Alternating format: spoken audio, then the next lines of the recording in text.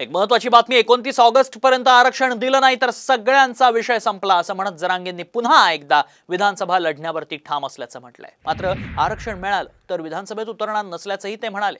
काहीही झालं तरी आरक्षण ओबीसी मधूनच घेणार असल्याचा पुनरुच्चार त्यांनी यावेळी केलाय।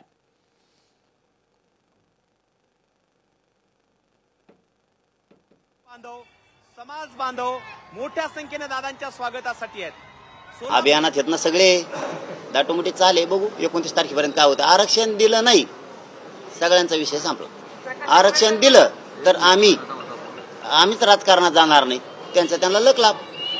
मी नाही, माझा समाज बी नाही दिलं कोणीच येणार नाही। माफीन फिफीचा तुम्ही ते विषयच करणार, मी कोणाचंच नाही, तुम्हाला खरंच सांगतो।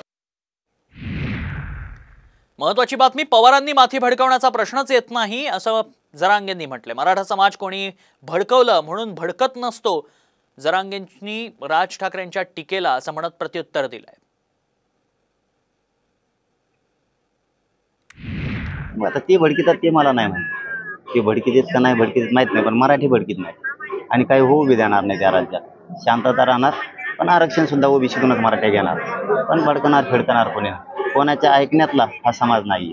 कोणी सांगतंय म्हणून हा समाज कधी आंदोलन करत नाही, कोणी सांगितलंय म्हणून काही वाईट कृत्य करत असा समाज हा नाहीये। उभ्या महाराष्ट्रानं बघितलेलं आहे की शांतता ठेवणार म्हणून आमच्या शांतता राहिल्या, यांना दंगल घडवायची आणि आम्हाला होऊ द्यायची।